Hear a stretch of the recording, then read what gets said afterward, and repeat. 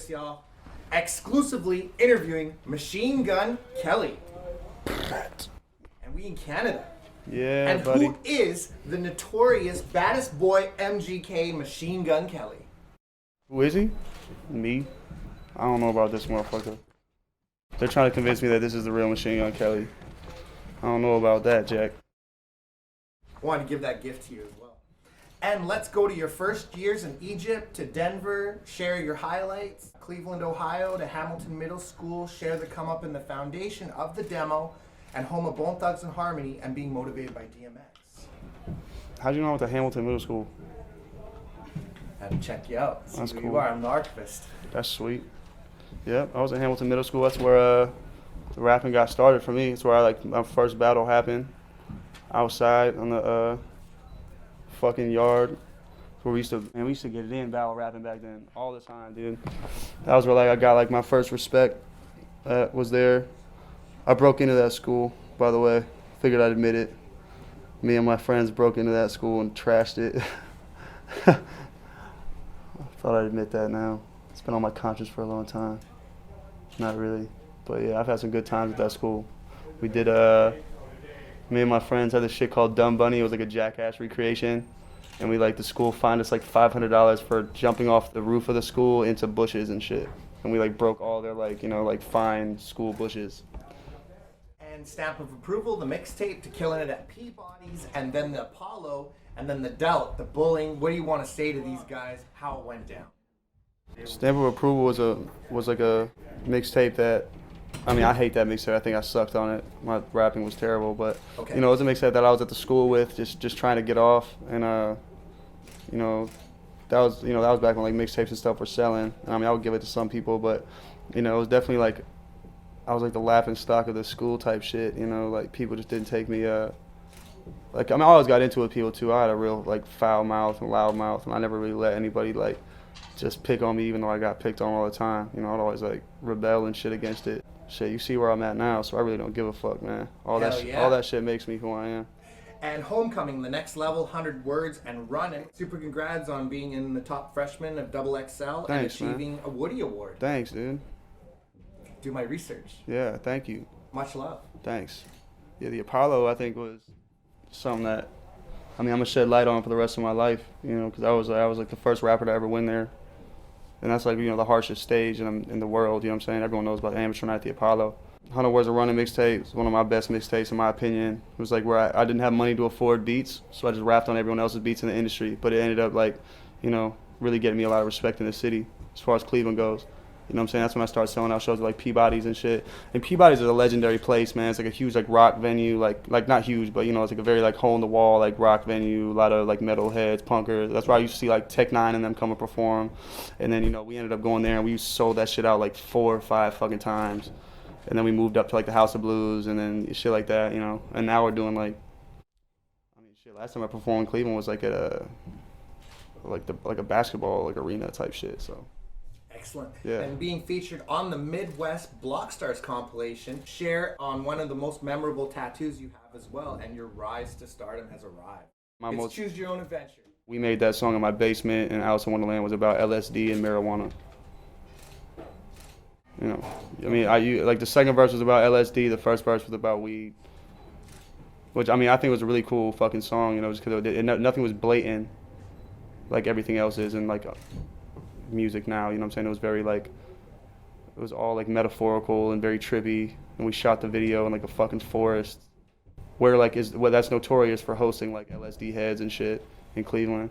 And I hinted towards things like that by saying drop on my saliva gives the card deck life and other things like that, shit that I went over people's heads and shit. But that's it's a jam. Most memorable tattoo?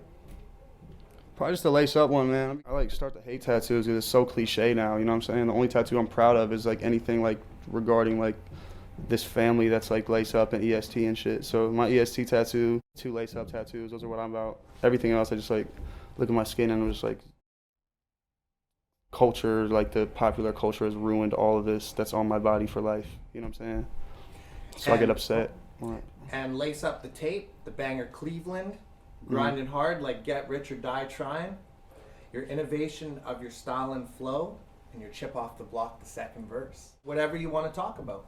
I'm down. It's like this tripped me out, so I think it's funny. Like I'm cool with all this. I like the. This is way cooler than like where'd you get your name from? Thank you.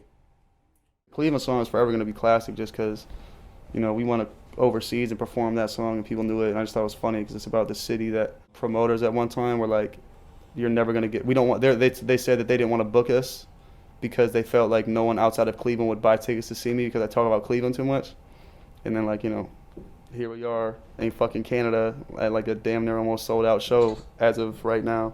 You know what I'm saying? And my third song is Cleveland. So, you know, I just think the whole shit is funny, man. You know, it really just shows that you can represent what you're about and not change what you're about and still be fucking successful, you know? So, you know, Cleveland was a huge song for me just because it was like, you know, a hometown favor for us to put on for the city. And it, you know, just shows what I'm proud to represent and how far I've came since I've been in Cleveland.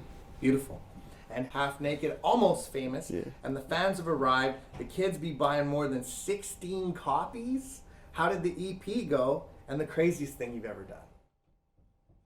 EP did sweet. I mean, like, you know, everything as far as like the label's concerned, I don't know what their like thoughts on how our shit is doing, but dude, just the fact that I can go in a store and see like an MGK, like right below like the Method Man section in a FYE is crazy, you know, and yeah. So I mean, my shit is just like appreciation, man. Like I don't get frustrated with numbers or anything like that. I know my time is coming. I know that we put on like one of the greatest stage shows ever fucking witnessed. You know, like.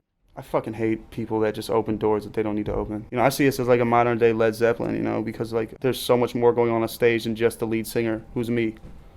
You know what I'm saying? Like it's not about me. The whole show is like about the mesmerization and the fans, and like you can look any section of stage from my guitarist to my drummer to my hype man to my DJ and be entertained. You know what I'm saying? It's not just about me. So I think that that's what the beauty of what you see on that stage is. And we're very musical, you know what I'm saying? Like don't get shit twisted by the Wild Boy song, you know. You listen to songs like See My Tears, where we fucking dragged in a 6-7 person choir from Cleveland and orchestrated this whole song, you know what I'm saying, that, you know, again, for the most part got looked over. And I just know that it's just like a Van Gogh painting, you know, it'll be appreciated in the long run. And Lace Up, the LP. Yeah. Let us know. The project has such a large list. It is major. It's the edge of destruction. Dude, I mean, they let me put an album out, so I mean, it's pretty much a wrap after this, man. Like, I'm never gonna stop. And like the underappreciation of Lace Up really like motivates and pushes everything forward with me, just because I just know how classic of an album it was, and I bigged it up so much. And you know, it fell through with the fans, but it didn't really cross over with the critics and shit, which was sweet to me, because that means that it's still ours, you know what I'm saying? Like the fact that they didn't get it, but the fans got it, was like the coolest thing in the world. It would have sucked if the fans didn't get it, and you know what I'm saying? But the fans got it, and the critics didn't get it, so I thought that was amazing. So, you know, next step is just getting it to where the fans get it and the critics get it, and like the world can start to experience the beauty that is Lace Up. And touring with Tech Nine and Meek Mill, Off the Chain. Yeah, yo. Back music group. That motherfucker Tech Nine is crazy, man. We did 90 shows in 99 days. It turned into more than that, actually. It was like 105 shows, like 105 days, like 96 shows, or some crazy shit. And no fucking bathrooms, no showers, no money, no food. Like, you know what I'm saying? It was really hard out there, like fucking boot camp. And like after that, dude, Warped Tour was like a breeze for us. And Warped Tour was one of the roughest tours in touring history. You know, we breezed right through that just because we did that long stretch with Tech. And it was like after that, nothing could phase us. And then we went to fucking Europe, and we were doing like 30 people shows, 60 people shows. Then it grew by like the last shows, it was like sold out, which was sweet. Which is like our story, you know what I'm saying? It was just like we're marathon runners, you know, we just keep going until it works out for us. And then the MMG tour was all arenas and shit. And now here I am in like a, 1,000 people venue with fans outside. First girl in line outside got like, how many Lace Up tattoos? Got like six, 7 MGK related tattoos, like probably like some song lyrics, and then Lace Up joints, probably EST tattoo, and other shit, you know. So I mean, just a whole bunch of stuff that the regular world is just out of not knowing what the fuck's going on type shit, which is sweet. And I meant to get you in Seattle, but now we're here. And the largest crowd you've ever rocked? 85,000. WrestleMania with your bitch ass motherfucker. I know that number hurts you motherfuckers to hear me say, but yeah, the kid rocked in front of 85 fucking thousand people, motherfucker. and on pay-per-view. And you got any shouts? Yeah, I want to shout out the 85,000 people that we performed in front of, the EMA that we just won, the Breaking Woody that we won this year, the motherfucking 4 magazine covers that we got on our own. And when I say our own, I'm referring to my fans, my management, and myself and my team. You know, big ups to all of them, dude. It's all about the fans. The fans are continuing to push us through all this stuff, and it's turning the bend into becoming all positive things. So, you know, that's what we've been waiting for, man, is just to be able to wake up and be happy with everything going on rather than be frustrated. So, motherfuckers are happy, I'm happy, fans are happy, new music's coming next year, and all up in your face like Grace.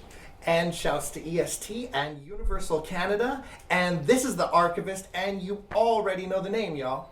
Puff, puff, pass with your bitch ass. Back in high school, cut this, lace up.